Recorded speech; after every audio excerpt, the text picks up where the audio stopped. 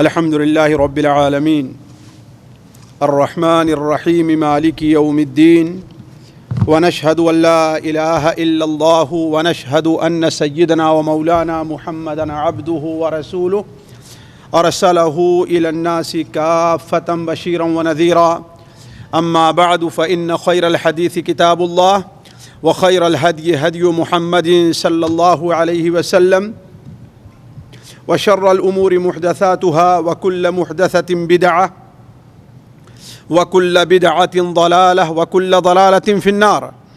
أعوذ بالله السميع العليم من الشيطان الرجيم. بسم الله الرحمن الرحيم. لقد من الله على المؤمنين إذ بعث فيهم رسولا من أنفسهم يتلو عليهم آياته ويزكيهم ويعلمهم الكتاب والحكمة وإن كانوا من قبل لفي ضلال مبين. سبحانك لا علم لنا إلا ما علمتنا إنك أنت العليم الحكيم. رب اشرح لي صدري ويسر لي أمري واحلل عقدة من لساني يفقه قولي عزیز ساتھیوں، قابل احترام دینی بھائیوں، السلام علیکم ورحمۃ اللہ وبرکاتہ. نبی کریم صلی اللہ علیہ وسلم کی سیرت ایک ایسا موضوع ہے جس پر بیان کرنا، جس پر کچھ لکھنا اور اس سے متعلق کچھ بیان کرنا ساتھیوں ایک بڑا ہی مشکل کام ہے. اس لیے کہ نبی کریم صلی اللہ علیہ وسلم کی سیرت کسی بڑے کی سیرت نہیں ہے. نبی کریم صلی اللہ علیہ وسلم کی سیرت کسی حاکم کی سیرت نہیں ہے. نبی کریم صلی اللہ علیہ وسلم کی سیرت کسی ولی کی سیرت نہیں ہے. نبی کریم صلی اللہ علیہ وسلم کی سیرت ایک ایسی ذات کی سیرت ہے جسے نہ صرف یہ کہ سننا ثواب کا کام ہے، اس کا پڑھنا ثواب کا کام ہے، بلکہ اہم چیز یہ ہے کہ اس سیرت کے مطابق انسان اپنی زندگی کو کس طریقے سے بنائے.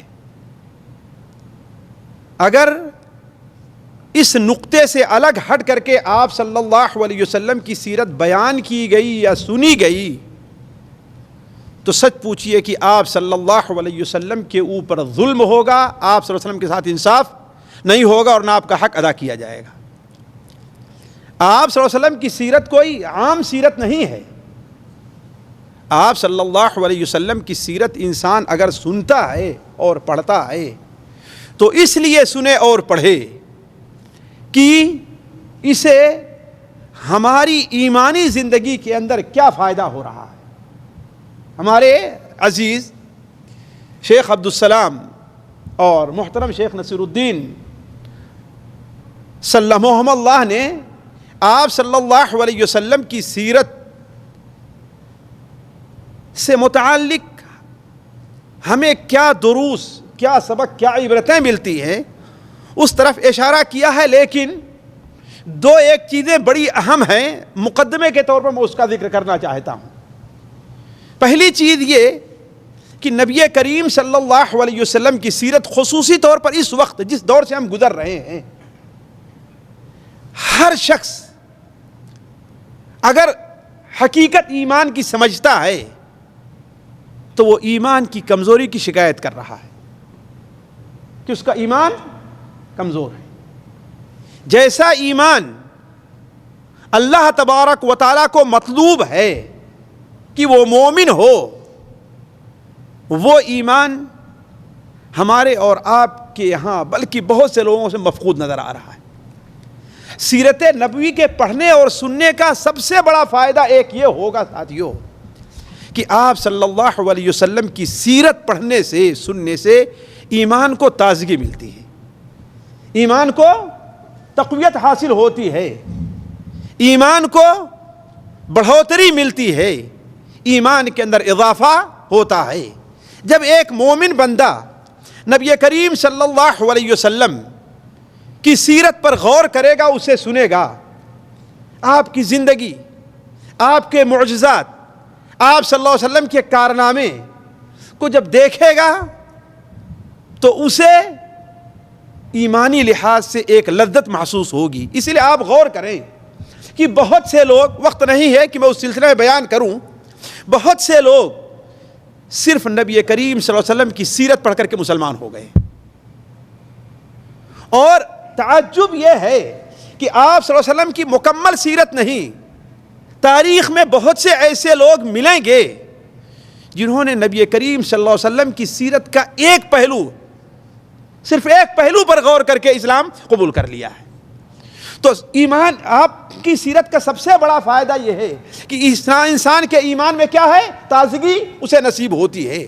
اسی طریقے سے نبی کریم صلی اللہ علیہ وسلم کی سیرت کا ایک فائدہ بہت اہم ہے، وہ یہ ہے کہ دنیا کے لوگوں کو بہت بڑے سبق اور بڑی عبرتیں حاصل ہوتی ہیں۔ مثال کے طور پر ایک مجبور انسان ہے جس کے اوپر ظلم ہو رہا ہے، پریشان ہو رہا ہے، وہ اگر نبی کریم صلی اللہ علیہ وسلم کی سیرت پڑھتا اور سنتا ہے تو اسے معلوم ہوگا کہ ظلم کی بنیاد ایک دن ڈھہ جانے والی ہے۔ مکہ کے لوگ مجبور ترین تھے، آپ صلی اللہ علیہ وسلم کے جو ساتھی تھے، مصیبتوں کے پہاڑ توڑے جاتے تھے، لیکن اس وقت نبی کریم صلی اللہ علیہ وسلم انہیں کیا خوشخبری دیتے تھے؟ مثال کے طور پر آگے شاہد آئے حضرت خبیب رضی اللہ تعالیٰ عنہ، صہیب رومی، ان لوگوں کے واقعات۔ حضرت صہیب نے شکایت کی اللہ کے رسول صلی اللہ علیہ وسلم سے، جو کافروں سے ان کو ایذا پہنچ رہی تھی، تو آپ نے کیا کہا کہ تم لوگ جلد بازی سے کام لیتے ہو، تم سے پہلے تو کچھ لوگ ایسے بھی گزرے ہیں کہ ان کو زمین میں گاڑ کر کے ان کو آرے سے چیڑ دیا جاتا تھا۔ تو ظلم کتنا بھی لمبا ہو جائے، کتنا طویل ہو جائے، ایک نہ ایک دن اس کی بنیاد ڈھہ جانی ہے۔ اور ظالم اور متکبر لوگ، واللہ یہ لوگ بیوقوف ہیں، شیطان نے انہیں دھوکے میں رکھا ہے، ورنہ ظالموں کو سوچنا چاہیے کہ ایسے ایسے حالات پیدا ہوئے ہیں کہ انسان کا جو غلام تھا اسی نے ان کے سر کو کاٹا ہے۔ نبی صلی اللہ علیہ وسلم کی سیرت کے اوپر مطالعہ کیجئے۔ آپ صلی اللہ علیہ وسلم کہ ایک ساتھی عبداللہ بن مسعود ہے، بکری چرانے والے ہیں، ہے نا، بکری چرانے والے، بکریاں چرایا کرتے تھے، وہ ابو جہل کے سینے پر بیٹھ کر کے اس کی گردن کاٹتے ہیں، ہے نا۔ تو جو ذات ایک بکری کے چرواہے سے مکہ مکرمہ کے سردار کی گردن کٹوا سکتا ہے، وہ اس دنیا کے بڑے بڑے ظالموں کا خاتمہ نہیں کر سکتا۔ حضرت بلال رضی اللہ عنہ کے بارے میں کون تصور کر سکتا تھا کہ وہ امیہ ابن سلط کو قتل کرے؟ کون تصور کر سکتا تھا؟ تو آپ صلی اللہ علیہ وسلم کی سیرت پر اگر انسان غور کرے تو بہت سے درس و عبرت پنہاں ہیں، ہر ایک کے لیے، ہر طبقہ کے لیے۔ اسی طریقے سے ساتھیوں، نبی کریم صلی اللہ علیہ وسلم کی سیرت کا مطالعہ کرنے سے ایک اور چیز، میں بعض اہم موجودہ چیزوں سے متعلق توجہ دلاؤں گا کہ ایک بڑا فائدہ یہ ہے کہ آپ صلی اللہ علیہ وسلم کی سیرت اگر انسان پڑھے شروع سے لے کر کے صحیح طور پر اور سنے تو صحابہ کرام کے بارے میں اس کے دل میں محبت کے جذبات پیدا ہوتے ہیں کہ ابو بکر ہوں، عمر ہوں، عثمان ہوں، علی ہوں، رضی اللہ تعالی عنہم اجمعین، آخر انہوں نے نبی کریم صلی اللہ علیہ وسلم کی کس طریقے سے مدد کی اور کیسی خدمت کی، حتیٰ کہ اپنی جان کی پرواہ نہیں رہا کرتی تھی۔ آپ صلی اللہ علیہ وسلم کی سیرت، آپ کی ہجرت کا انسان قصہ پڑھے تو حضرت ابو بکر رضی اللہ تعالیٰ عنہ کبھی آپ کے آگے چلتے تھے، کبھی پیچھے رہتے تھے. پوچھا گیا کیوں؟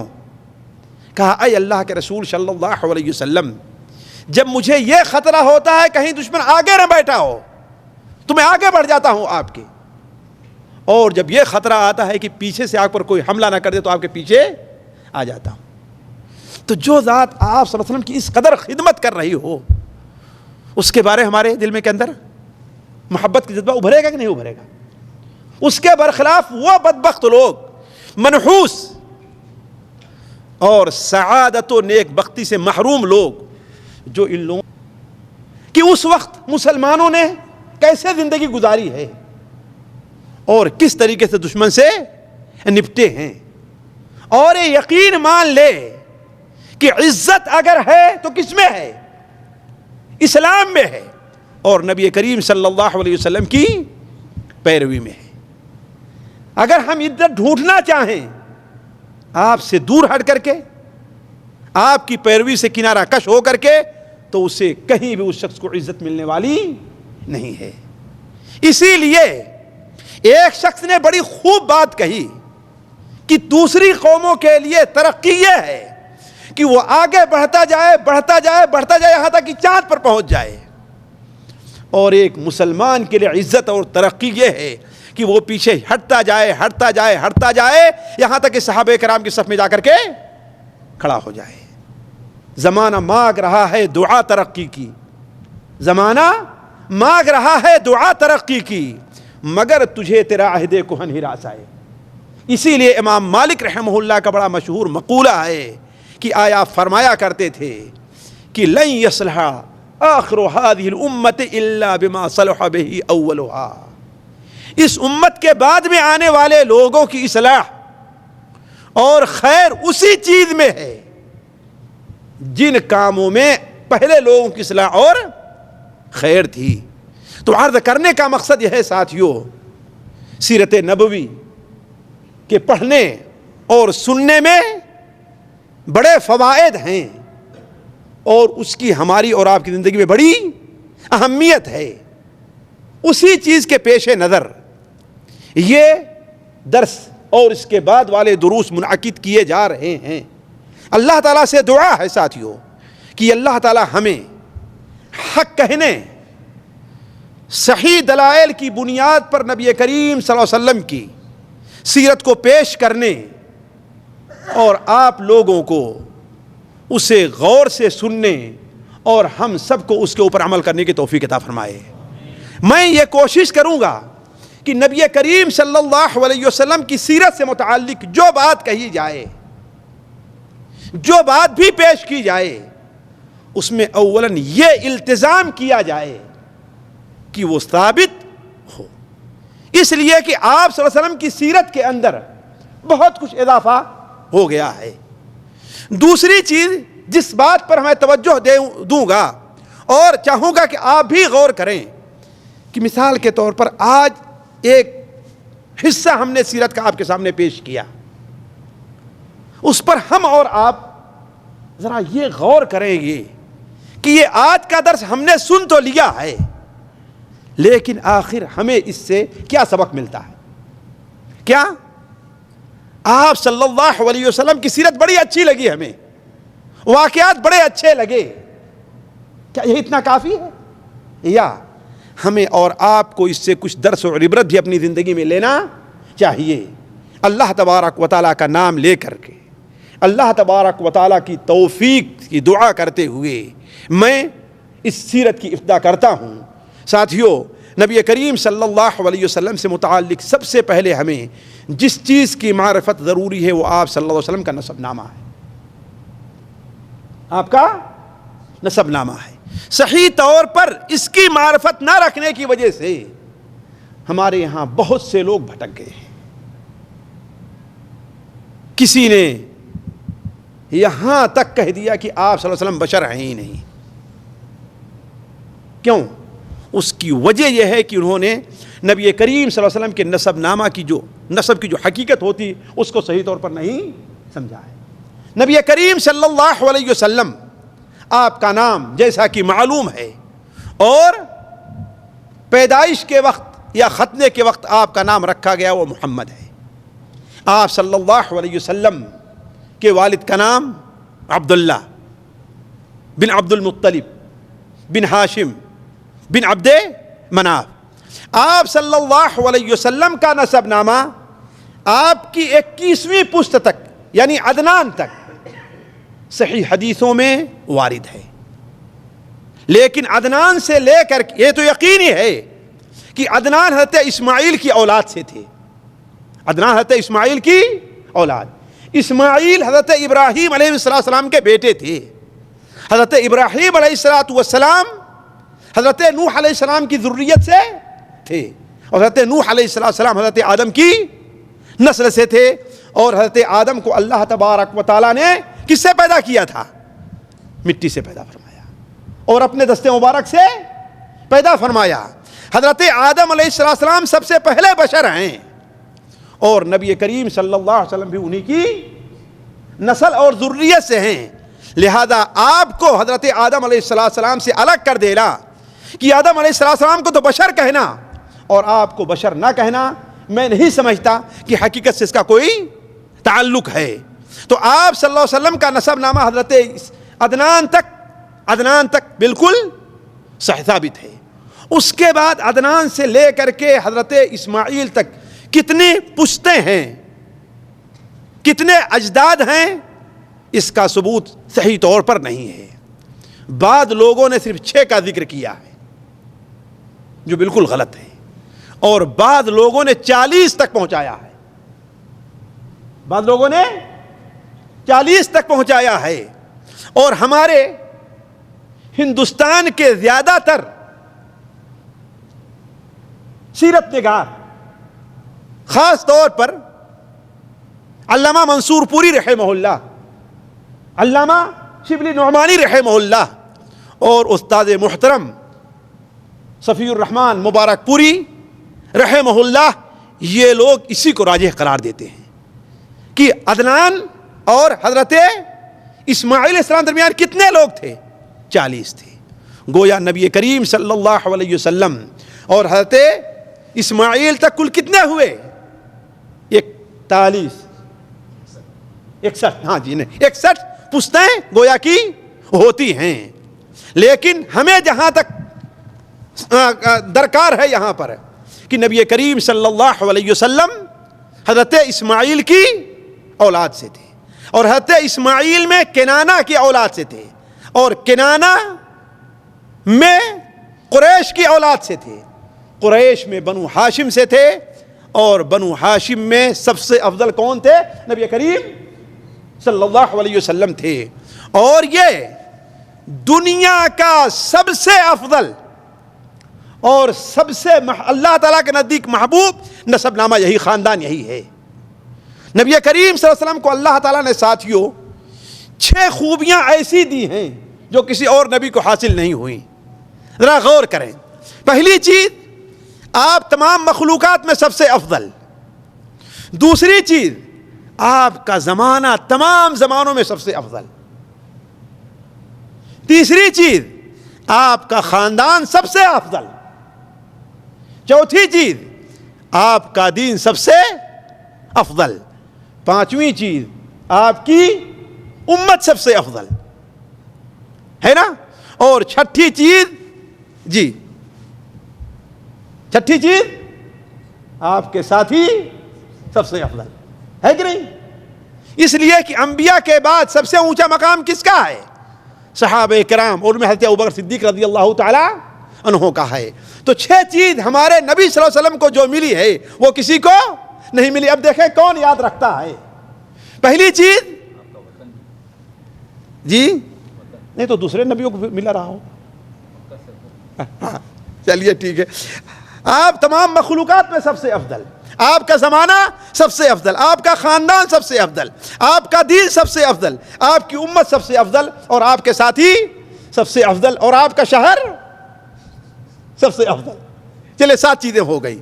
نبی کریم صلی اللہ علیہ وسلم کو یہ فضیلت اللہ تبارک و تعالی نے دی، اور نبی کریم صلی اللہ علیہ وسلم اس کی فضیلت بیان کرتے ہوئے بیان فرماتے ہیں، بعثت فی خیر قرون بنی آدم، صحیح مسلم شریف کی روایت ہے کہ میں، بلکہ صحیح بخاری میں بھی الفاظ تھوڑا سا بدل کے ہیں، میں بنی آدم کے سب سے بہترین زمانے میں پیدا کیا گیا. صدیاں گزرتی رہیں، زمانے گزرتے رہے، یہاں تک کہ وہ زمانہ آیا جس کے اندر میری بعثت ہوئی ہے. اس طرف میں اس لیے توجہ دلا رہا ہوں ساتھیوں، اس لیے کہ اس سے ہم نے ایک فائدہ اخذ کیا ہے جس کے اندر ہم خصوصی طور پر ہمارے ہندوستانی، پاکستانی اور خصوصی طور پر وہ لوگ جو سعودیہ آ جایا کرتے ہیں وہ اس پہ کوتاہی برتتے ہیں. اس لیے خصوصی طور پر ہم نے اس کا ذکر کیا ہے. نبی کریم صلی اللہ علیہ وسلم کی ایک حدیث صحیح مسلم میں ہے کہ آپ صلی اللہ علیہ وسلم نے ارشاد فرمایا ان اللہ اصطفى کنانۃ من ولد اسماعیل واصطفى قریشا من کنانہ واصطفى من قریش بنی ہاشم واصطفانی من بنی ہاشم. اللہ تعالیٰ نے بنو اسماعیل سے کس کا انتخاب کیا؟ کنانہ کا. اور کنانہ میں سب سے افضل کس کو قرار دیا؟ قریش کو. اور قریش میں سب سے افضل آپ صلی اللہ علیہ وسلم نے بنو ہاشم کو قرار دیا. اور بنو ہاشم میں سب سے افضل کس کو قرار دیا؟ نبی کریم صلی اللہ علیہ وسلم کو. بلکہ آپ صلی اللہ علیہ وسلم کی ایک حدیث علامہ البانی رحمہ اللہ صحیحہ میں نقل کرتے ہیں، اسے ذرا غور کرنا چاہیے. آپ صلی اللہ علیہ وسلم نے ارشاد فرمایا کہ قریش کو اللہ تعالیٰ نے 7 ایسی خصلتیں دی ہیں کسی اور کو نہیں دی. آپ قریشی تھے نا، 7 خصلتیں کی اور کو نہیں دی. وہ کیا ہیں؟ 10 سال تک انہوں نے اللہ کی عبادت کی اور دوسرا کوئی ان کا ساتھ شریک نہیں تھا اللہ کی عبادت کرنے میں ابتدائی نبوت میں. دوسری چیز کہ قریش کی مدد کی، حالانکہ وہ کافر تھے لیکن اللہ تعالیٰ نے اصحاب فیل کے مقابلے میں آپ نے ان کی مدد کی ہے حالانکہ وہ کافر تھے. تیسری چیز ان کی فضیلت میں ایک مکمل صورت نازل ہوئی، کسی اور کا اس میں ذکر نہیں ہے، لإیلافی قریش. اور چوتھی چیز اللہ تبارک و تعالی نے ان میں نبوت رکھا ہے، انہی میں خلافت رکھا ہے، انہی میں حجابہ خانہ کعبہ کی ذمہ داری رکھی ہے، اور انہی میں سقایا حاجیوں کو پانی پلانے کا ذمہ دار انہی کو بنایا ہے.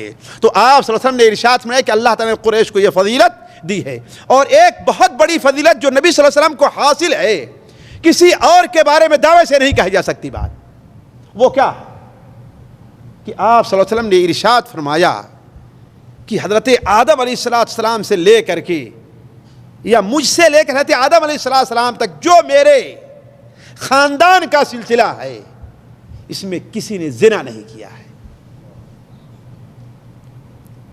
کسی نے زنا نہیں کیا مجھ سے لے کر کے. یعنی میرے جتنے باپ دادا پر دادا آخر تک پہنچے ہیں زنا کی گندگی سے کوئی ملوث نہیں ہوا ہے. اسی لیے آپ صلی اللہ علیہ وسلم نے ارشاد فرمایا خرجت من نکاح ولم اخرج من سفاح من لدن آدم الى ان ولدتنی ابی و امی. میں نکاح یعنی جائز شادی سے میری پیدائش ہوئی ہے، مجھ سے لے کر کے آدم علیہ السلام تک زمانے جاہلیت کے اندر کوئی عیب زنا کو نہیں سمجھا جاتا تھا، لیکن مجھے ایسی کوئی گندگی لاحق نہیں ہوئی ہے. اب قریش سے متعلق آپ نے یہ بات سنی نبی کریم صلی اللہ علیہ وسلم متعلق، تو یہاں یہ آنا چاہیے کہ آخر قریش ہیں کون.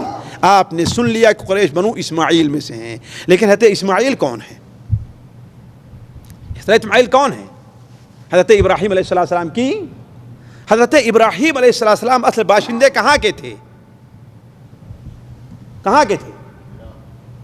عراق میں اور نامی کوئی جگہ ہے جو آج مفقود ہے. فرات دریا کے کنارے کوفہ کے قریب اصل میں وہ واقع تھا.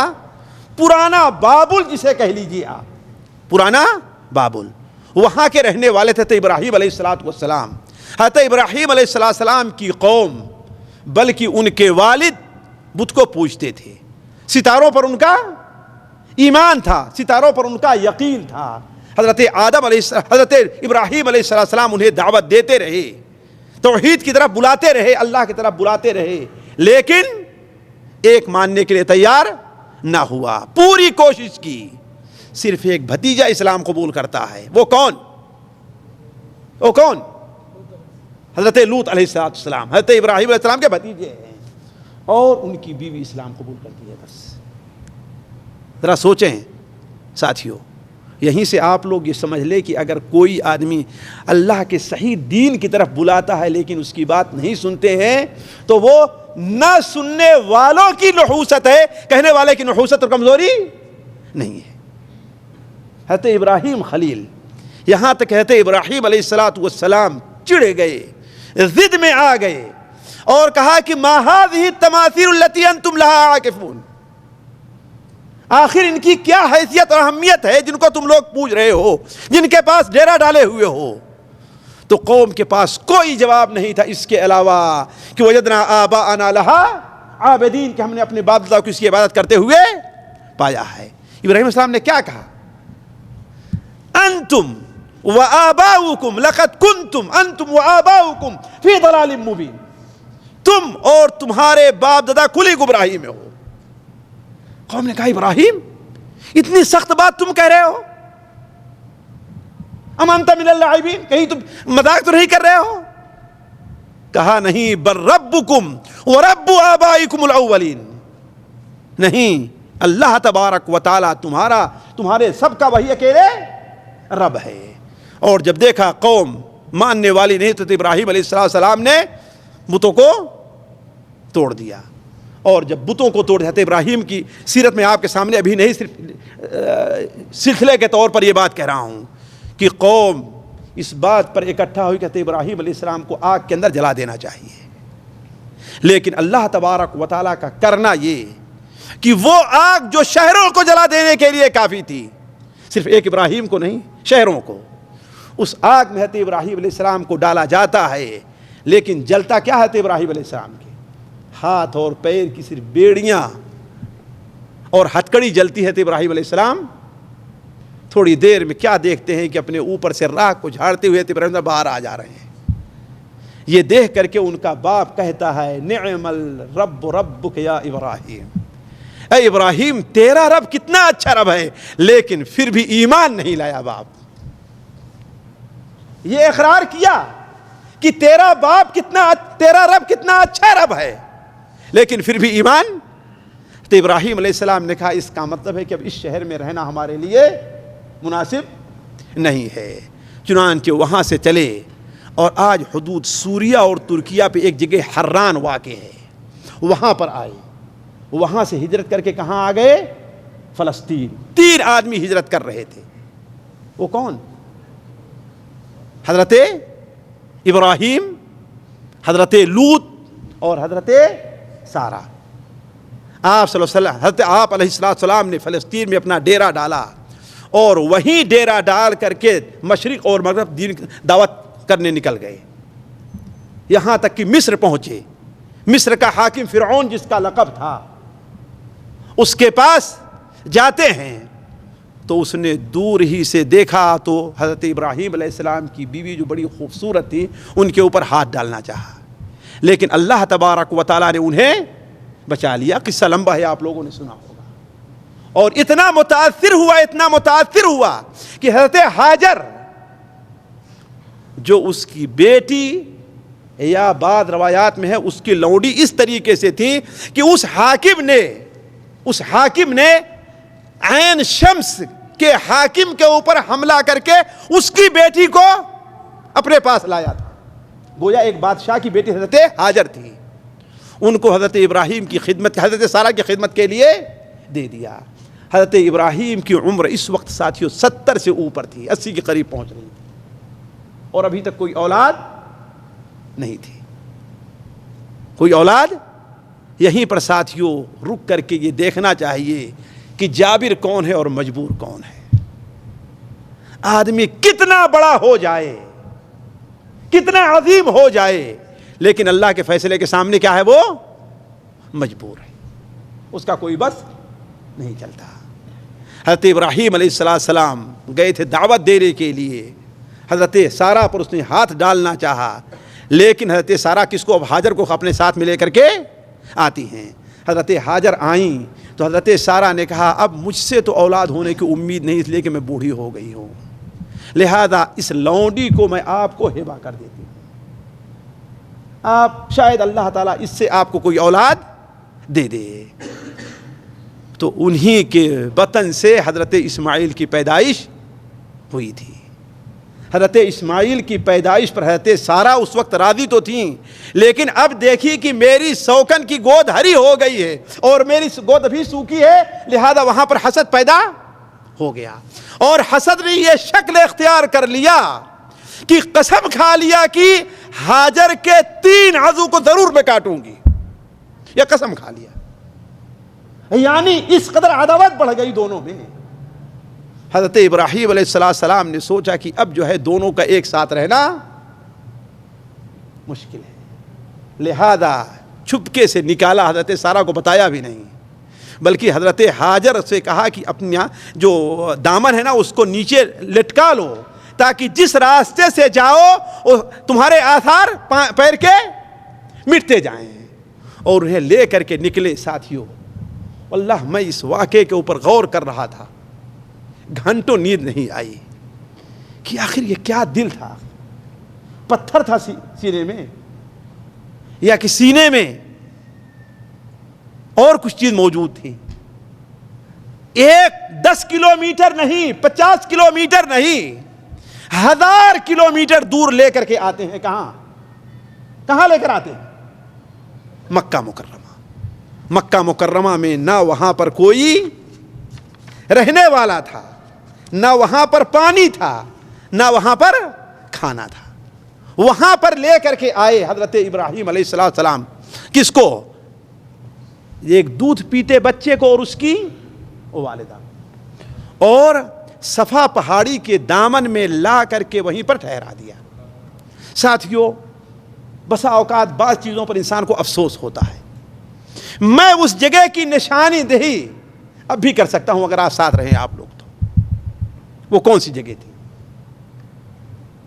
اس لیے کہ میں جس وقت آیا اس وقت تک اوپر بیر زمزم لکھا ہوا تھا.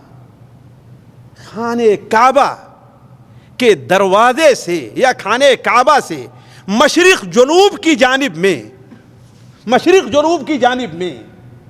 10 میٹر ہو یا 8 میٹر ہو دوری پر خانے کعبہ, چونکہ ایک ٹیلے کی شکل میں تھا, وہاں کوئی گھر نہیں تھا بنا ہوا, اور یہ ایک وادی تھی, اوپر سے پانی آتا تھا, ادھر بسرت بہ جایا کرتا تھا. اور وہیں پر ایک درخت تھا جہاں پر حضرت ابراہیم علیہ السلام نے اپنے بچے کو لا کر کے ٹھہرا دیا. یہاں صحرا ہی صحرا تھا, چٹانیں ہی چٹانیں تھیں. جناب ہاجرہ یا ایک بچہ 2 ہی جانے تھے. دور تک دسیوں کلومیٹر بلکہ سینکڑوں کلومیٹر آپ چلے جائیے, کہیں پر کوئی آدمی وہاں پر رہتا نہیں تھا, کوئی نہیں تھا. صرف ایک درخت تک تھا, اسی کے نیچے حضرت ابراہیم علیہ السلام نے اپنے ایک لوتے بیٹے, دودھ پیتے بیٹے اور اس کی والدہ کو وہاں پر. اور تعجب یہ ہے کہ بتایا نہیں کہ تمہیں کہاں لے جا رہا ہوں. یہ تعجب دیکھیں. اور اس پر بھی تعجب یہ دیکھیں حضرت ابراہیم علیہ السلام, حالانکہ عمر کتنی تھی حضرت ابراہیم علیہ السلام کی؟ 80 سے اوپر تھی. سوچئے اس وقت میں انسان اپنے بچے کی طرف کس قدر مائل ہوتا ہے. آپ لوگ جوان ہیں, سوچیں بچے کی محبت کیسے ہوتی ہے, سوچیں آپ, ہے کہ نہیں؟ چہ جائے کہ باپ کتنی عمر کا ہو چکا ہے, اور اب امید بھی اللہ تعالیٰ کی قدرت سے کوئی چیز بڑی نہیں, لیکن اب امید نہیں ہے کہ دوسری. اتنی دعاؤں کے بعد ایک بچہ ملا ہے تو وہیں پر اس کو ٹھہرا دیا, وہاں پر اس کو بیٹھا دیا, اور پیچھے کی طرف مڑے. وہ کون؟ صفا اور مروہ کے بیچ سے جو راستہ حجون کا نکلتا ہے, عتیبیہ جہاں آج کل ہے, اس طرف سے نکلے. حضرت ہاجر پریشان ہو گئی کہ یہ کیا ہو رہا ہے, آخر ہمیں کچھ بولا بھی نہیں لیکن چلے جا رہے ہیں. حضرت ہاجر آگے بڑھتی ہیں, آواز دیتی ہیں, تو پیچھے مڑ کر کے دیکھتے نہیں بلکہ اور آگے بڑھ گئے. دوسری بار تیسری بار آواز دیا, پھر آخر میں کہتی ہیں کہ کیا یہ حکم آپ کو اللہ تعالیٰ نے دیا ہے؟ لیکن رکے نہیں. کیوں؟ سوچے ہوں گے پیچھے مڑ کر کے دیکھیں گے تو کہیں بچے کی محبت غالب آ جائے گی. کہیں بچے کی محبت غالب آ جائے اللہ کے حکم میں، کہیں بے ادبی نہ ہو جائے اللہ تعالیٰ کے سامنے، پیچھے نہیں مڑے اور وہیں سے کہہ دیا کہ ہاں اللہ تعالیٰ کا یہ حکم ہے. تو اس وقت حضرت ہاجر نے جو حدیث میں مذکور ہے مشہور جملہ کہا، اذن لا یضیعنا اللہ، تب تو اللہ تعالیٰ ہمیں ضائع نہیں کرے گا. اور جب آگے بڑھ گئے جہاں سے بیوی اور بچے نہیں دکھائی دے رہے تھے تو وہیں کھڑے ہو کر کے دعا کرتے ہیں، ربنا انی اسکنت من ذریتی بواد غیر ذی زرع عند بیتک المحرم ربنا لیقیموا الصلاۃ. سحر کے وقت ابراہیم نے اٹھ کر دعا مانگی، سکون قلب مانگا، خوب تسلیم و رضا مانگی، کہا اے مالک عمل کو تابع ارشاد کرتا ہوں، میں بیوی اور بچے کو یہاں آباد کرتا ہوں، اسی سنسان وادی میں انہیں روزی کا ساما دے، اسی بے برگ سامانی میں شان صد بہاراں دے. الہی نسل اسماعیل بڑھ کر قوم ہو جائے، یہ قوم ایک روز پابندے سیام و صوم صلاۃ و صوم ہو جائے، اسی وادی میں تیرا ہادی موعود ہو پیدا. وہ کون ہے؟ نبی کریم صلی اللہ علیہ وسلم. اسی وادی میں تیرا ہادی موعود ہو پیدا، کرے جو فطرت انسان کو تیرے نام پر شیدا. بشارت تیری سچی ہے، تیرا وعدہ بھی سچا ہے. بشارت تیری سچی ہے، تیرا وعدہ بھی سچا ہے، بس اب تو ہی محافظ ہے، یہ بیوی ہے، یہ بچہ ہے. اے اللہ تعالیٰ تیرے حوالے چھوڑ کر کے جا رہا ہوں. چلے گئے تھے ابراہیم علیہ السلام. پھر پتہ نہیں کتنے دنوں کے بعد آتے ہیں. ساتھیوں حدیث میں جو ملتا ہے 4 بار مکہ آنے کو ان کا ذکر ملتا ہے بس حضرت ابراہیم علیہ السلام کے. کتنا؟ 4 بار مکہ آنے کا. ایک بار جب حضرت اسماعیل علیہ السلام اس لائق ہو گئے کہ دوڑیں، کام کریں، بھاگیں، ادھر ادھر آئیں جائیں، جو کہا جا سکتا ہے کہ مشکل سے یہ عمر ان کی 12 13 14 15 سال رہی ہوگی، جسے قرآن میں کہا حتی اذا بلغ معہ السعی. ذرا سوچیں واللہ امتحان دیکھیں کہ وہ دل کیا تھا، آیا پتھر کا دل تھا یا کیا تھا. آتے ہیں اللہ تعالیٰ خواب آئے تھے بیٹے کو دیکھنے کے لیے، اسی درخت کے نیچے لیٹتے ہیں تو اللہ تعالیٰ خواب میں کیا دکھاتا ہے کہ بیٹے کو ہم ذبح کر رہے ہیں. صبح اٹھے اور بیٹے سے کہا تو بیٹے نے کیا کہا، یا ابت افعل ما تؤمر، ابو اب جان جو اللہ نے آپ کو حکم دیا ہے آپ کر جائیے. تو یہ تو پہلی بار کی آمد ہے. دوسری بار ایک بار اور آئے جب حضرت اسماعیل، لیکن یہ بات یہاں پہ رہ جائے کہ حضرت اسماعیل علیہ السلام کو جب چھوڑ کر کے گئے تو جو پانی تھا وہ ختم ہو گیا، جو کھجور تھی وہ ختم ہو گئی. تو حضرت اسماعیل علیہ السلام کو اسی درخت کے نیچے لٹا کر کے ان کی والدہ جانتی ہیں کہاں گئی، صفا اور مروہ پر آئیں. 7 بار آئی گئی.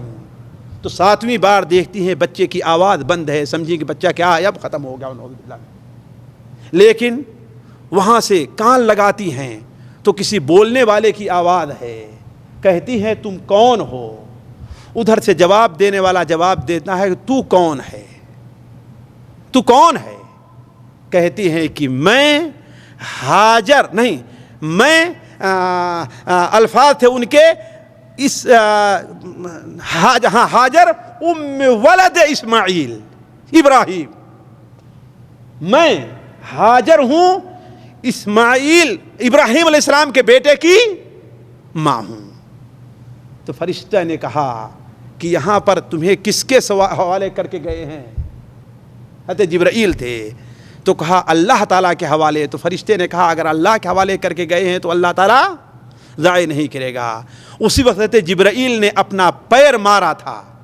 یہ جو مشہور حضرت ابراہیم اسماعیل کے ریڑھی کرنے کی وجہ سے پانی نکلا ہے، یہ بات صحیح نہیں ہے. حضرت جبرائیل نے وہاں پر اپنے پیر مارا تو وہاں سے چشمہ نکل پڑا ہے. یہی وہ زمزم ہے ساتھیوں. اور دنیا کے اندر صرف یہی ایک پانی ہے جو کھانے اور پانی دونوں کا کام دیتا ہے. واللہ ایک شخص نے قسم کھا کر کے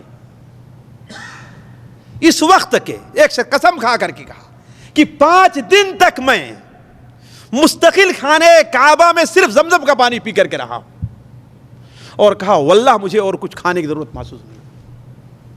اور صحیح مسلم شریف میں حضرت ابو ذر کا قصہ ہے کہ 1 مہینہ 40 دن تک وہ کہتے ہیں یہاں تک کہ میرے پیٹ کی شکن جو تھی وہ بھی ختم ہو گئی، اتنا موٹا ہو گیا میں زمزم کا پانی پی کر کے۔ تو یہ اکیلا وہ پانی ہے جو کھانے اور پانی دونوں کا کام دیتا ہے، بیماروں کے لیے شفا تو ہے بھی۔ تو اللہ تعالیٰ حضرت ہاجر حضرت اسماعیل کو ان کی اس قربانی کے عوض ایک ایسا پانی دیا کہ انہیں کھانے کی ضرورت نہیں تھی، وہی پانی ان کے کھانے اور کا کام دونوں دیتا رہا۔ تو حضرت ابراہیم علیہ السلام جب تیسری بار آئے ہیں تو حضرت اسماعیل یہاں پر موجود نہیں تھے۔ ان کی بیوی سے پوچھا اسماعیل کہاں ہیں؟ تو کیا کہا کہ شکار کے لیے گئے ہیں۔ کہا تمہارا کھانا کیا ہے؟ کہا پانی اور گوشت ہے۔ حضرت اور کہا کیسے گزر بسر ہو رہا ہے؟ تو اس نے کچھ حالات کی شکایت کی، تو کہا میرا سلام کہنا اور کہہ دینا کہ اپنے گھر کی ڈیوڑی بدل دیں، یعنی تجھے طلاق دے دیں۔ اس لیے کہ نبی کے عقد میں جس بیوی کو رہنا چاہیے وہ کیا ہے؟ ایک شکر گزار بیوی رہنا چاہیے۔ اسی لیے ساتھیوں علماء کہتے ہیں اگر کسی کو ایسی عورت ملتی ہے جو عورت اس کے دین کے راستے میں رکاوٹ بنتی ہو، دین کے راستے میں رکاوٹ بنتی ہو اور فرائض میں نہیں صرف مستحبات میں ترقی کرنے میں دین کے سلسلے میں، تو اسے طلاق دے دینا مستحب ہے۔ اسے طلاق دے دینا کیا ہے؟ مستحب ہے۔ تو حضرت ابراہیم علیہ السلام دوبارہ حضرت اسماعیل جب آئے، بی بی نے کہا تو اس کو طلاق دے دیا۔ اس کے بعد جرہم کی ایک اور عورت سے شادی کیا جن کے والد کا نام مضاد ابن عمرو تھا، جرہم کے، اس لیے جرہم کا قبیلہ آ کر کے وہاں پر آباد ہو گیا تھا۔ میں جان بوجھ کر کے چھوڑتے رہا ہوں اس لیے کہ یہ میرا ابھی موضوع نہیں ہے۔ اصل یہ چیز تھی کہ حضرت اسماعیل علیہ السلام جو اللہ کے رسول صلی اللہ علیہ وسلم کے خاندان تھے وہ کیسے یہاں پر آئے۔ ایک اور شادی کی، حضرت ابراہیم دوبارہ تیسری بار آئے تو ان سے پوچھا اسماعیل کہاں گئے؟ کہا اس بار بھی شکار کے لیے گئے۔ ذرا سوچیے، آپ تعجب کریں گے اور مجھے بھی تعجب ہے کہ حضرت اسماعیل کہاں، حضرت ابراہیم کہاں سے جاتے تھے؟ فلسطین سے جاتے تھے، لیکن چونکہ اللہ تبارک و تعالیٰ کو کچھ اور منظور تھا اور ذمہ داری اپنی دعوت اور تبلیغ کی تھی، لہذا 2 دن 4 دن رک کر کے بیٹے کا انتظار نہیں کیا، بیٹے کا انتظار نہیں کیا۔ بیٹا موجود نہیں ہے، ملاقات نہیں ہوئی تو ٹھیک ہے سلام کہنا اور چھوڑ کر کے چلے گئے۔ اور جب چوتھی بار آئے تو بیٹا ایک درخت کے نیچے بیٹھ کر کے تیر بنا رہا تھا، باپ کو دیکھا تو آ کر کے چمٹ گیا، دونوں ایک دوسرے سے چمٹ گئے اور مدت کے بعد ملاقات ہوئی تھی، رونے لگے۔ تو کہا کہ ابراہیم اللہ تعالیٰ نے مجھے یہاں گھر بنانے کے لیے کہا ہے، گھر بنانے کے لیے کہا، اسماعیل گھر بنانے کے لیے کہا ہے، کیا تمہاری مدد کرو گے؟ تو باپ اور بیٹے مل کر کے وہاں پر ایک گھر تیار کیے جو آج کیا کہلاتا ہے؟ خانہ کعبہ کہلاتا ہے۔ حضرت اسماعیل علیہ السلام کو اس گھر کے بنانے کے بعد جہاں تک میرا اندازہ ہے اللہ تعالیٰ نے نبوت سے نوازا، نبوت سے نوازا، اور بنو جرہم جو آباد تھے اور آپ کی اولاد جو قریب میں تھی ان کی طرف نبی بنایا اور رسول بھی بنایا۔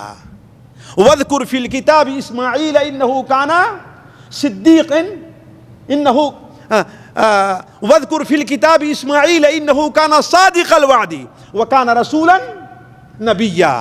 کتاب میں حضرت ابراہیم اسماعیل کا بھی ذکر کرو، یہ پکے سچے وعدے تھے، جو وعدہ کرتے تھے اسے پورا۔ اللہ نے خصوصیت ان کی بیان کی ہے، باپ سے کہا آپ مجھے ذبح کیجئے، صبر کا وعدہ کیا اور صبر کر گئے۔ باپ نے کہا کہ گھر بناؤ، ساتھ دیا، صبر کیے۔ حتیٰ کہ تفسیر کی کتابوں میں آتا ہے کہ اس قدر وعدہ کے سچے تھے کہ ایک بار ایک شخص نے ان سے کسی چیز کا مطالبہ کیا، وہ کہے کہ ٹھیک ہے میں دیتا ہوں، وہ کہا ذرا میرا انتظار کریں میں آتا ہوں، وہ شخص گیا اور بھول گیا، دوسرے یا تیسرے دن آتا ہے تو اسماعیل کو ہی پر پاتا ہے۔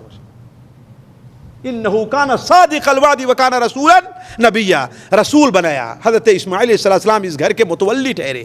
حضرت اسماعیل کو اللہ تعالیٰ نے 12 بیٹے دیے، کتنا؟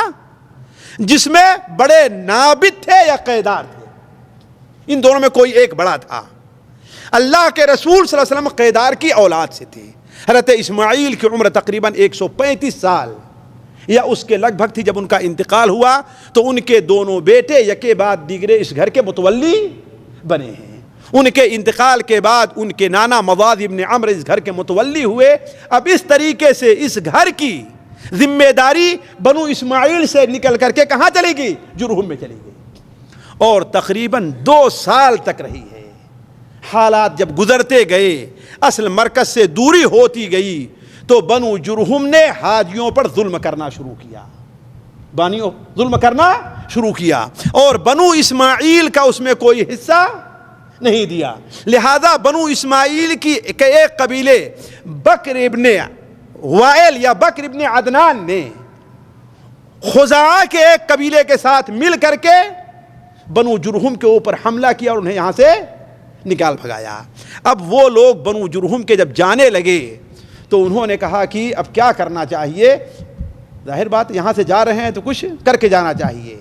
لہذا جو کچھ خانے کعبہ کو ہدیے کے طور پر، اس لیے کہ پورے عرب کے لوگ خانے کعبہ کی زیارت کیا کرتے تھے، تاکہ فارس کے لوگ بھی کرتے تھے، تو جو کچھ خزانہ تھا وہ خزانہ اور سارا کچھ اٹھا کر کے زمزم کے کنویں کو پاٹ دیا.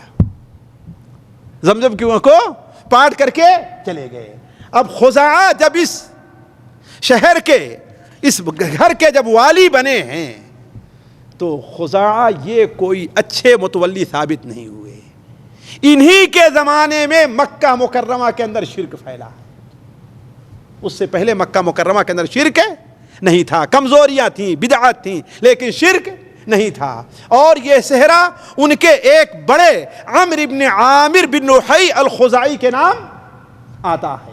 نبی کریم صلی اللہ علیہ وسلم کا ارشاد صحیح بخاری شریف میں ہے کہ ہم نے عمرو بن عامر کو جہنم کے اندر دیکھا کہ اپنی ہتھیلیاں گھسیٹ رہا ہے. کیوں؟ اس لیے کہ اس نے سب سے پہلے دین ابراہیمی کو بدلا تھا. یہ خزاعہ مکہ مکرمہ اور بیت اللہ کے والی بنے رہے تقریباً 500 سال یا اس کے اور کچھ دنوں تک، بلکہ بعض لوگ 300 سال کہتے ہیں. 300 سال کہتے ہیں. یہ کوئی اچھے متولی نہیں تھے. ان دنوں میں نبی کریم صلی اللہ علیہ وسلم کے 7ویں پشت کے یعنی قصی جو ہے، اس لیے کہ آپ صلی اللہ علیہ وسلم محمد ابن عبداللہ ابن عبد المطلب ابن ہاشم ابن عبد مناف ابن قصی، یعنی 5ویں سمجھیے کہ ہے نا، 5ویں، اس لیے کہ آپ کو چھوڑ دیا 5ویں بنتے ہیں. انہوں نے اس کو محسوس کیا کہ اس کے حقدار زیادہ کون ہیں؟ ہم ہیں. لہذا بنو قزاعہ اور دوسرے سے مل کر کے اس گھر کو ان سے چھینا. ان گھر کی بڑی لمبی لڑائی ہوئی، میں اس طرف تفصیل میں نہیں جانا چاہتا. اور جب گھر ان کے قبضے میں آ گیا تو یہاں پر انہوں نے اس گھر کی ذمہ داری سنبھالی. قصی نے دار الندوہ انہوں نے قائم کیا تھا. دار الندوہ کہاں تھا؟ کوئی بتا سکتا ہے؟ میرا جہاں تک اندازہ ہے آپ لوگ حتیم کے پاس کھڑے ہوں، حتیم جانتے ہیں نا، حتیم کو اپنے پیچھے کریں تو سامنے آپ کو کیا دکھتا ہے؟ میدنا کی طرح. یہ مقام تھا دار الندوہ کا. دار الندوہ وہیں پر قائم کیا جہاں پر فیصلے ہوتے تھے، گویا ان کی پارلیمنٹ تھی. حاجیوں کے کھلانے کا، پلانے کا، لے آنے کا، لے جانے کا سارا انتظام کیا. قصی کے اللہ تبارک و تعالیٰ نے انہیں 3 بیٹے یا 4 بیٹے بڑے مشہور ہوئے ہیں، عبد الدار، عبد مناف اور عبد شمس اور عبد، جس میں عبد الدار سب سے بڑے تھے. قصی نے اپنے بعد اس گھر کی ذمہ داری ان کے سپرد کی اور عبد مناف اور سارے لوگوں نے قبول کر لیا. لیکن جب عبد الدار کا انتقال ہو گیا تو عبد مناف کی اولاد اور عبد الدار کی اولاد میں آپس میں اختلاف ہوا کہ یہ حق تمہارا نہیں بلکہ اس میں ہمارا بھی حق ہے، اور بہت بڑی لڑائی کا خطرہ ہوا. یہاں تک کہ دونوں جماعت نے، عبد الدار اور ان کے مالنے والوں نے ایک صحن بھر کر کے خون لائے اور اس میں ہاتھ رکھ کر کے عہد کیا کہ ہم اپنا حق لیں گے چاہے مریں یا جئیں. اور عبد مناف ایک صحن بھر کر کے خوشبو لائے، اس میں اپنا ہاتھ ڈبو کر کے سب لوگوں نے عہد کیا کہ ہم مریں یا جئیں اپنا حق ضرور لیں گے. اسی لیے یہ لوگ مطیبین کہلائے اور یہ لوگ احلاف کہلائے. لیکن اب آخر میں آ کر کے فیصلہ ہو گیا کہ جہاں تک جھنڈے کا معاملہ ہے، دار الندوہ کا معاملہ ہے، یہ عبدالدار کے ہاتھ میں جائے گا، اور جہاں تک سقایا اور رفادہ کا معاملہ ہے یہ کس کے ہاتھ میں آئے گا؟ عبد مناف کے، جو نبی کریم صلی اللہ علیہ وسلم کے خاندان سے تھے۔ اس کے بعد یہ حق ہاشم کو ملا، ہاشم کے بعد یہ حق مطلب کو ملا، اور مطلب کے بعد یہ حق کس کو ملا ہے؟ نبی کریم صلی اللہ علیہ وسلم کے دادا عبد المطلب کو۔ یہ حق کس کو ملا؟ عبد المطلب کو۔ عبد المطلب نبی کریم صلی اللہ علیہ وسلم کے دادا ہیں۔ اللہ تبارک و تعالیٰ نے ان کے ذریعے بہت کام لیا ہے، ان کے ذریعے بہت کام لیا ہے، اور انہی کے کام کو بیان کر کے میں اپنی بات کا آج خاتمہ کرتا ہوں۔ پہلا ان کا کام یہ ہے کہ وہ سنتے آ رہے تھے کہ زمزم کا کنواں تھا لیکن کنویں کے آثار مٹ گئے تھے۔ کیوں؟ اس لیے کہ بنو جرہم نے جب کنویں کو پاٹ دیا تھا اور سیلاب آدھا پانی آیا تو پورا اثر مٹ گیا کہ وہ کہاں ہے۔ لیکن 3 دن لگاتار انہوں نے خواب میں دیکھا کہ اس کی کھدائی کرو۔ کہیں کسی دن اس کا نام مدنونہ آیا، کسی دن اس کا نام طیبہ آیا، اور کسی دن اس کا نام زمزم آیا۔ پھر تیسرے دن پوچھا کہ وہ زمزم کہاں ہے، تو خواب ہی میں آیا کہ جہاں پر چیونٹیوں نے اپنا گھر بنا لیا ہے، اور جہاں پر کالا کوا آ کر کے اپنی چونچ مارے گا وہی زمزم کی جگہ ہے۔ چنانچہ صبح اٹھے اور جا کر کے دیکھنے لگے تو دیکھا کہ وہیں صحیح چیونٹیوں نے اپنا ڈیرا ڈالا ہے۔ تھوڑی دیر میں ایک کنواں آتا ہے، ایک کوا آتا ہے جو چیونٹیوں کے گھر کے اوپر ایسے ٹھوکر مارا، چونچ مارا، تو سمجھ گئے کہ زمزم کا کنواں یہیں پر تھا۔ لہذا اب اس کی کھدائی شروع کر دی۔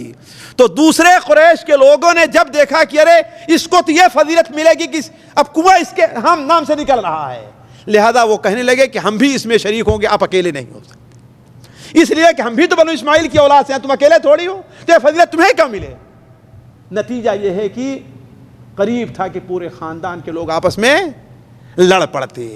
لیکن کہا جاتا ہے لیکن سند کے اعتبار سے صحیح نہیں ہے کہ اس وقت عبد المطلب کا صرف ایک بیٹا تھا حارث، حالانکہ ان کے 10 بیٹے تھے نا، ایک بیٹا تھا کون؟ حارث، اور ان کے بیٹوں میں ان کی طرف دفاع کرنے والا کوئی نہیں تھا۔ اس وقت انہوں نے نظر مانی کہ اگر میرے 10 بیٹے ہو گئے تو اس میں سے ایک کو میں ذبح کر دوں گا۔ لیکن جہاں تک ذبح کا معاملہ ہے یہ صحیح ہے کہ ذبح کرنے کی نظر مانی، لیکن کس موقع پر مانی تھی یہ بات ثابت نہیں ہے۔ تو آپس میں یہ معاملہ طے ہوا کہ وہ کاہنہ جو حجاز میں رہتی ہے، مدینہ میں، اس کے پاس جاؤ، وہ جو فیصلہ کرے گی وہ ہم لوگ مان لیں گے۔ چنانچہ نہیں، وہ حجاز نہیں بلکہ وہاں رہتی تھی، کیا شام کے علاقے میں۔ چنانچہ اس کی طرف جانے کے لیے تیار ہوئے، وہ گروپ بھی تھا اور یہ گروپ بھی تھا۔ راستے میں عبد المطلب جو پانی لے کر کے جا رہے تھے اور ان کے ساتھی، وہ پانی ختم ہو گیا، پانی ختم ہو گیا۔ حضرت علی کا بیان ہے اور صحیح سند سے، حسن سند سے مروی ہے، پانی ختم ہو گیا۔ تو ان لوگوں نے اپنے دوسرے ساتھیوں سے پانی مانگا، تو کہا جیسے تمہیں پانی کی پریشانی ہمیں پریشانی ہے، ہم پانی دے دیں گے تو ہمارے پاس کیا رہ جائے گا، لہذا تم اپنے ذمہ دار ہو، اپنے ذمہ دار ہے۔ اس لیے دشمنی تھی دونوں کی، اختلاف تھا۔ حضرت عبد المطلب اور ان کے ساتھیوں نے کہا کہ اب تو موت سامنے ہے، ایسا کرو کہ سارے لوگ اپنے لیے گڑھا کھودو، اپنے لیے گڑھا کھودو۔ ایک آدمی جب مر جائے تو دوسرا اس کو دفن کر دے، آخر میں ایک آدمی بچے گا، اوپر رہے گا چیل کوے اسے کھا جائیں گے، لیکن ایسے سارے لوگ چیل کوے کھائیں گے تو اچھی چیز نہیں ہے نا۔ لہذا سارے لوگ کھودنے لگے۔ اس کے بعد عبد المطلب نے کہا کہ یہ تو بیوقوفی کی بات ہے، ہمیں آگے بڑھنا چاہیے، کوشش کرنا چاہیے۔ ابھی جو ہمارے اندر کھودنے کی طاقت ہے تو آگے بڑھنے کی بھی طاقت ہے۔ لہذا ویسے جہاں اٹھتے ہیں اور اپنی اونٹنی کو اٹھایا تو اونٹنی جہاں بیٹھی تھی وہاں پانی کا چشمہ ابل پڑا۔ تو عبد المطلب نے پانی پیا اور ان کے ساتھیوں نے دیکھا، کہا کہ جو رب تمہیں یہاں پانی دے سکتا ہے تو وہ رب تمہیں وہاں پانی کیوں نہیں دے سکتا، زمزم کے کنویں کا؟ لہذا جاؤ تم اس کی کھدائی کرو، تمہیں اس کے زیادہ حقدار ہو۔ تو واپس آ کر کے کنویں کی کھدائی کیا، اس کے اندر جو گندگی تھی اسے نکالا۔ یہ واقعہ عبد المطلب کے زمانے میں پیش آیا ہے جس سے ان کی شان کے اندر مزید اضافہ ہو گیا. دوسرا واقعہ جو پیش آیا جس کا ذکر قرآن مجید میں ہے وہ کیا؟ ہاتھیوں، اصحاب الفیل کا واقعہ. اصحاب فیل کا واقعہ کہ ابرہہ نے یمن میں ایک گھر بنایا اور کہا کہ لوگ اب اس گھر کی، چونکہ عرب کے لوگ غریب تھے، کمزور تھے، اور حکومت ان کی طرف مستقل کوئی حکومت نہیں کر پاتا تھا. البتہ کبھی یمن والے آئے ان کے اوپر حملہ کر دیے، کبھی شام کی طرف سے آئے، کبھی فارس والے آئے. تو اس نے ایک گھر بنایا، چونکہ نصرانی تھا، کنیسہ بنایا تاکہ لوگ مکہ کو چھوڑ کر کے اس کی، لیکن بجائے اس کے کہ لوگ اس کی زیارت کرتے، ایک بدو بنو کنانہ کا اٹھا اور جا کر کے پیخانہ کر چلایا اس کے اوپر. تو اس پر غصہ ہوا اور کہا جب تک اس گھر کو ڈھایا نہیں جائے گا تب تک. اللہ علم یہ چیز سند کے ساتھ ثابت نہیں ہے، لیکن اتنا ثابت ہے کہ وہ آیا تھا ہاتھی لے کر، جیسا قرآن مجید میں اس کی تفصیل موجود ہے، اور اس کو اللہ تعالیٰ نے کس طریقے سے ہلاک اور برباد کیا ہے. بلکہ حضرت عائشہ بیان فرماتی ہے رضی اللہ تعالیٰ عنہ کہ ہم نے اس شخص کو دیکھا ہے جو ہاتھیوں کو لے کر کے آ رہا تھا، مکے میں لوگوں سے بوڑھا ہو گیا تھا اور بھیک مانگتا پھرتا تھا. ایک اور صحابی بیان کرتے ہیں اللہ کے رسول کے ساتھ ان کی پیدائش ہے، ایک آدھ دو دن پہلے ان کی پیدائش تھی. تو انہوں نے بڑی دلچسپ بات کہی. ان سے پوچھا گیا کہ اللہ کے رسول صلی اللہ علیہ وسلم بڑے ہیں یا آپ بڑے ہیں؟ کہا کہ بڑے تو آپ ہیں، البتہ دنیا میں ان سے پہلے آیا ہوں. یہ نہیں کہا کہ میں ان سے بڑا ہوں، حالانکہ پوچھنے والا کیا عمر میں بڑے ہیں پوچھ رہا تھا نا. تو پوچھا ان سے کسی نے کہ اللہ کے رسول بڑے ہیں کہ آپ بڑے ہیں؟ کہا بڑے تو اللہ کے رسول صلی اللہ علیہ وسلم ہیں، البتہ دنیا میں پیدا میں پہلے ہوا. وہ بیان کرتے ہیں کہ میری دادی نے یہ جو ہاتھی تھے، ہاتھی کی میگنیوں کو مجھے لا کر کے دکھایا ہے کہ یہیں پر ہاتھی آ کر کے رکا ہوا تھا. تو ہاتھیوں کا آنا قرآن سے اور صحیح سند سے ثابت ہے، لیکن کس لیے آئے تھے اللہ بہتر جانے. لیکن زیادہ واضح یہی ہے کہ خانہ کعبہ کو وہ لوگ ڈھانے آئے تھے، خانہ کعبہ کو ڈھانے آئے تھے. لیکن اللہ تبارک و تعالیٰ نے ان کے ساتھ کیا معاملہ کیا؟ چڑیوں کے چونچ میں اور پیر میں پتھر دیے اور وہ مارتے جاتے تھے اور سارے کے سارے ہلاک ہو کر کے بھاگتے جاتے تھے. یہ دو واقعہ پیش آیا جس کی وجہ سے عبد المطلب کی اہمیت لوگوں کے نزدیک کیا ہے؟ بڑھ گئی. اسی لیے عبد المطلب جب اپنے بیٹے کو قربان کرنے جانے لگے تو کوئی تیار نہیں ہوا کہ ہاں قربان کیا جائے. اس لیے جب 10 بیٹے ہو گئے نا، 10 بیٹے ہو گئے تو 10 بیٹوں میں سے ہر بیٹے کے نام جب قرآ ڈالا گیا تو قرآ کس کا نکلتا تھا؟ عبداللہ کا، اور سب سے محبوب عبداللہ تھے. لیکن جب وہاں پر کھڑے ہوئے ذبح کرنے کے لیے تو سارے بھائی آ گئے اور دوسرے قریش کے لوگوں نے کہا کہ آپ کیا کر رہے ہیں؟ کل یہ سنت بن جائے گی. وہ کیسے؟ کہ ہاں ہمارے بڑے نے ذبح کیا لہذا ہر آدمی اپنے بیٹے کو لا کر کے یہاں پر ذبح کر دے گا. ایسا نہیں ہو سکتا ہے. تو کہا کیا کیا جائے؟ تو کہا کہ اس کے بدلے اتنے اونٹ. بعض روایات میں کاہنہ سے انہوں نے لوگ پوچھا لیکن وہ صحیح نہیں ہے. البتہ یہ ہے کہ اس کے بدلے 100 اونٹ کو انہوں نے قربان کیا تھا. یہ اللہ کے رسول صلی اللہ علیہ وسلم کے والد اس طریقے سے بچے تھے. تو کہنے کے رہتے عبد المطلب کے اندر زمانے میں یہ 3 چیزیں ایسی پیش آئی ہیں جس کی وجہ سے ان کا مقام بڑھ گیا تھا. اب آج کی مجلس کے پر کو بات ختم کرتا ہوں میں. اگلی مجلس میں آپ کے سامنے حضرت عبداللہ کی شادی اور نبی کریم صلی اللہ علیہ وسلم کی پیدائش کے ذکر سے شروع ہوگی. لیکن ختم کرنے سے پہلے جو ہم نے کہا تھا یہ بات یہاں پر ذکر کر دیں کہ آج کے سبق سے ہمیں اور آپ کو کیا سبق ملا درس سے.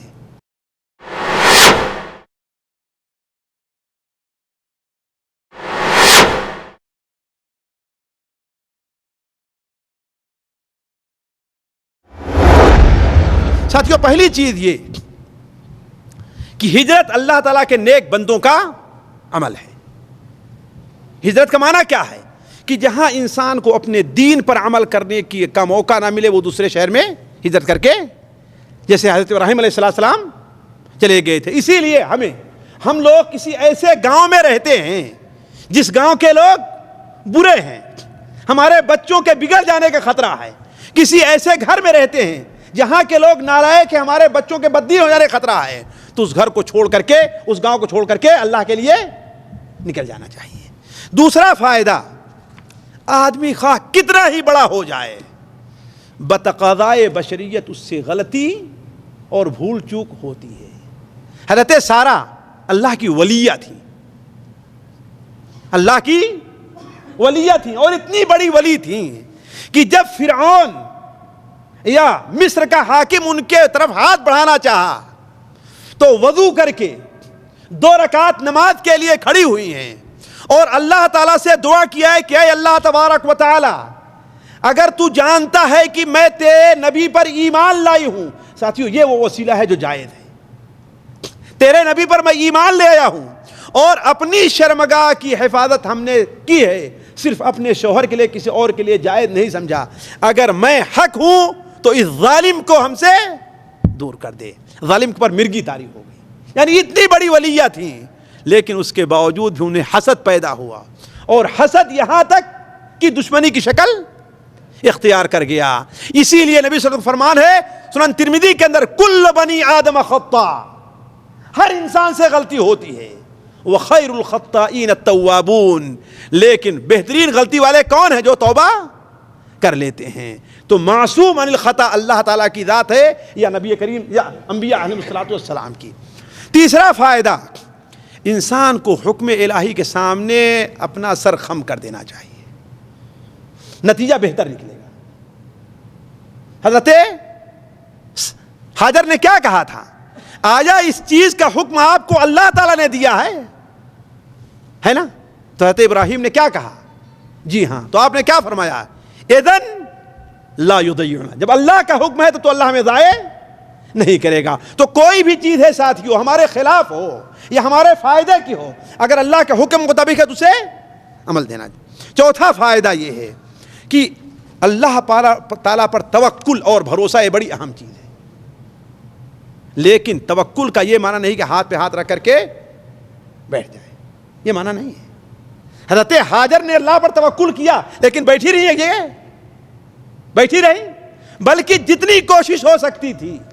حدیث شریف میں ہے کہ جتنا تیز آدمی دوڑ سکتا ہے پریشان حال، اتنی تیز دوڑتی رہی اور بھاگتی رہی، اس پہاڑ پر گئی، اس پر گئی، اس پر گئی، بچے کے پاس آئی، ہے کہ نہیں ہے؟ تو توکل کا یہ معنی نہیں کہ انسان ہاتھ پاؤں چھوڑ کر کے دھول کر کے بیٹھ جائے۔ اور پانچواں فائدہ، کسی قوم پر شرک ایک بارگی دھاوا نہیں بولتا ہے، شرک پہلے بدعت ہوتی اور آہستہ آہستہ آہستہ آہستہ آتا۔ قریش میں شرک اتنا آسانی سے نہیں پیدا ہوا، بلکہ قریش کے اندر شرک جو آیا ہے اس کی اصل بنیاد تبرک بنی، ایسا تبرک جس کی اجازت شریعت نے نہیں دی ہے۔ وہ کیسے؟ جب قریش کے لوگ مکے سے باہر جاتے تو اپنے ساتھ ساتھ وہاں سے ایک پتھر بھی لے کر کے جاتے بطور برکت کے، آہستہ آہستہ خانے کعبہ کے بدلے اس پتھر کا طواف کرنا شروع کر دیا، یہاں تک کہ وہی پتھر آہستہ آہستہ پوجا جانے لگا ہے۔ تو شرک کسی قوم میں ایک بارگی نہیں پھیلتا ہے۔ ساتواں فائدہ، اگر قرینہ موجود ہو تو خواب پر عمل کیا جا سکتا ہے۔ ویسے خواب کوئی حجت اور دلیل نہیں ہے، لیکن اگر قرینہ موجود ہے، جیسے حضرت ابو طالب کو خواب آیا کہ نہیں آیا؟ عبد المطلب کو خواب آیا، اور خواب 1 دن 2 دن 3 دن جب لگاتار ایک ہی قسم کا خواب آیا ہے، اس چیز کو سمجھ لینا چاہیے۔ خواب کوئی شرعی حجت نہیں ہے، لیکن علماء کہتے ہیں اگر قرینہ موجود ہے اس پر تو اس پر عمل کرنے میں کوئی حرجہ نہیں ہے، بشرطے کہ کسی شرعی حکم کی مخالفت نہ ہو رہی ہو۔ اور 8واں فائدہ کہ کافر کا خواب بھی کبھی کبھار سچا ہوتا ہے۔ حضرت یوسف علیہ السلام نے جس خواب کی تعبیر بیان کی تھی، عزیز مصر، وہ کیا تھا؟ کافر تو تھا نا، لیکن اس کا خواب سچا ہوا کہ نہیں؟ عبد المطلب، ظاہر بات ایک چیز ہم ذہن میں رکھ لیں، نبی کریم صلی اللہ علیہ وسلم کے والدین اس سے اوپر کے لوگ کافر تھے یا کیا، بظاہر یہی ہے، لیکن ہمیں اس سلسلے میں موضوع کو نہیں چھیڑنا چاہیے۔ لیکن یہاں ایک بات آگے کہ عبد المطلب حالانکہ حالت کفر میں تھے، کیوں؟ انہوں نے اپنے بیٹے کا نام عبد العزیٰ رکھا تھا، ہے کہ نہیں؟ عبد مناف رکھا تھا اپنے بیٹے کا نام. اسی لیے نام کی ایک اہمیت ہوتی ہے. آپ صلی اللہ علیہ وسلم کے 4 چچا ہیں جنہوں نے نبوت کا زمانہ پایا ہے. 2 مسلمان ہوئے ہیں اور 2 مسلمان نہیں ہوئے. دیکھیے نام کیا یہ فائدہ ہوتا ہے. جن لوگوں کا نام جائز تھا وہ تو مسلمان ہوئے ہیں, جیسے حمزہ اور عباس, اور جن کے نام کے اندر شرک پایا جاتا تھا وہ مسلمان نہیں ہوئے ہیں. ابو لہب اس کا نام کیا تھا جی؟ عبد العزہ تھا, سکا چچا تھا آپ کا عبد العزہ, وہ مسلمان نہیں ہوا. اور ابو طالب ان کا نام کیا تھا؟ اگر مجھ سے بھول ہے تمہارا تھا, ان کا نام عبد الکعبہ تھا, ایسے کچھ تھا. ان کے نام بھی کیا تھا؟ شرک تھا. تو کہنے کا مطلب یہ ہے کہ اللہ تبارک و تعالی کافر کے خواب کو بھی سچا کر دیتا ہے, جیسے حضرت عبد المطلب کا خواب سچا ہوا اور عزیز مصر کا خواب. 9ویں چیز خارق عادت چیز, جو عادت کے خلاف ہے, جسے ہم معجزہ کہہ لیں, کرامت کہہ لیں, خارق عادت چیز کہہ لیں, کبھی کبھار کافر اور مشرک سے بھی ظاہر ہو سکتی ہے. خاص طور پر اگر اس سے کسی حق کی تائید ہوتی ہو تو حق کی تائید, اسے ہم کرامت کا نام کہیں, خارق عادت کا, مدد کا, جو بھی نام کہیں. جیسے اللہ کے رسول صلی اللہ علیہ وسلم کی آمد کے لیے راستہ ہموار کرنا تھا, تو ابو عبد المطلب سے کرامت پانی کا نکلنا اور ہاتھی والوں کو ہلاک اور برباد کرنا ہے کہ نہیں ہے. اسی لیے تتاریوں کے زمانے میں تتاریوں نے ایک سخت قسم کے صوفی جو گمراہ تھا اس کو پکڑا, مناظرہ ہوا ان کے سامنے. تو تتاریوں نے کہا کہ ہمارا بت بولتا ہے. کہا کہ میرے سامنے نہیں بولے گا. کہا بولتا ہے. کہا نہیں بولے گا. اور کھڑا ہو گیا اور نہیں بولا. بلکہ اس صوفی نے امام ابن تیمیہ سے کہا کہ تتاریوں کے سامنے تو ہماری کرامت ظاہر ہو جاتی ہے, لیکن تمہارے سامنے کچھ ظاہر نہیں ہوتا. تو بسا اوقات اللہ تبارک و تعالی ایک فاسق اور فاجر کی مدد کرتا ہے بڑے مشرک اور بڑے کافر کے مقابلے میں. اس چیز کو سمجھنا چاہیے. اور 10واں فائدہ یہ ہے کہ عرب سے محبت کرنی چاہیے. اس لیے میں کہا شاید کچھ لوگ عرب سے, یہ اہل سنت و جماعت کی بات میں کر رہا ہوں, میں اپنی طرف نہیں کر رہا ہوں. اہل سنت و جماعت کا تقریباً یہ عقیدہ ہے, ان کی قدر کرنی چاہیے. خاص طور پر ان میں جو اہل دین ہو ان سے مزید محبت کرنی چاہیے. اگرچہ ہم یہاں آنے کی وجہ سے, ان کے کچھ معاملات کی وجہ سے ہمارے دل میں, اور ہماری مجلسیں بلکہ اسی پر جمتی ہی ہیں زیادہ تر. نہیں ساتھیوں, نہیں. ان کے برے برے ہیں لیکن اچھے ان کے اچھے ہیں. جس طریقے سے ہمارا بیٹا برا ہو, ہمارا باپ اگر برا ہے, تو اس کا یہ معنی نہیں کہ ہم اس کی برائیاں کرتے پھرے, نہیں. اس طریقے عرب کیوں نبی, عام طور پر اس وقت عرب جو ہیں وہ بنو اسماعیل سے ہیں. یہ عرب مستعربہ ہیں, عرب عاربہ کم ہیں. عرب عاربہ کم ہیں, زیادہ تر کیا ہے وہ عرب مستعربہ ہیں, انہی کی اولاد اسماعیل کی. اور اللہ کے رسول نے کیا ارشاد فرمایا ہے؟ آپ نے ارشاد فرمایا اللہ تعالیٰ نے مخلوق کو پیدا کیا اور اس کو 2 حصے میں بانٹ دیا. سب سے بہتر حصہ جو تھا اس میں مجھے رکھا ہے, جاندار ہے. پھر ان مخلوق میں یعنی انسانوں کو 2 حصوں میں بانٹا, مومن میں اور کافر میں. جو بہتر تھا اس میں مجھے رکھا. پھر انہیں خاندانوں میں تقسیم کیا, جو بہتر خاندان تھا اس میں مجھے رکھا. پھر انہیں گھروں میں تقسیم کیا, جو بہتر گھر تھا اس میں مجھ کو رکھا ہے. تو نبی کریم صلی اللہ علیہ وسلم کا خاندان عرب, ہمیں ان سے محبت کرنی چاہیے. اسی لیے علامہ البانی رحمہ اللہ نے اور ضعیفہ میں ایک بہترین بات لکھی ہے. انہوں نے لکھا ہے کہ اس میں کوئی شک نہیں ہے کہ جو ہر انسان کو وہی اونچا اتنا مقام ملے گا جتنا اس کے اندر تقویٰ پایا جائے گا. لیکن اس کے ساتھ ساتھ اگر ایک انسان غیر عرب ہے, متقی ہے, اور متقی ایک عرب اتنا ہے, تو عرب کو فضیلت حاصل ہوگی. دونوں تقویٰ میں برابر ہیں, لیکن یہ بنو اسماعیل کا ہے, بنو اسماعیل کا نہیں ہے, تو اسے فضیلت ہوگی بنو اسماعیل کے ہونے کے ناطے. کیوں؟ نبی کریم صلی اللہ تعالیٰ نے ان کی فضیلت بیان کی ہے. اسے علامہ البانی نے کہا کہ یہ دیکھو میں اگرچہ البانی ہوں لیکن الحمدللہ میں مسلمان ہوں، لیکن اہل سنت والجماعت کے قول کے مطابق ہمارا یہ عقیدہ ہے کہ جنس عرب جنس عجم سے افضل ہے۔ ذالک فضل اللہ یؤتیہ من یشاء ربک یخلق ما یشاء ویختار، تیرا رب جو چاہتا ہے پیدا کرتا ہے اور اپنی مخلوق میں سے جس کا چاہتا ہے انتخاب کر لیتا ہے۔ ساتھیو، اللہ تعالیٰ سے دعا ہے کہ اللہ تعالیٰ ہمیں اور آپ کو مزید سنت کے مطابق عمل کرنے پر چلنے اور اس پر عمل کرنے کی توفیق عطا فرمائے۔ اللہ تعالیٰ ہمیں اور آپ کو نبی کریم صلی اللہ علیہ وسلم کی سنت اور آپ کی سیرت کو سیکھنے اور اس کو اپنی زندگی میں اپنانے کی توفیق بخشے۔ سبحانک اللہم و بحمدک جی الا بالتقوی۔ دیکھیے اس میں یہ ہے کہ لا فضل للعربی علی اعجمی، علت میں کوئی شک نہیں ہے، لیکن اس ناحیے سے عمل کے ناحیے سے، لیکن خاندان کے ناحیے سے عرب کو اس کے اوپر فضیلت حاصل ہے۔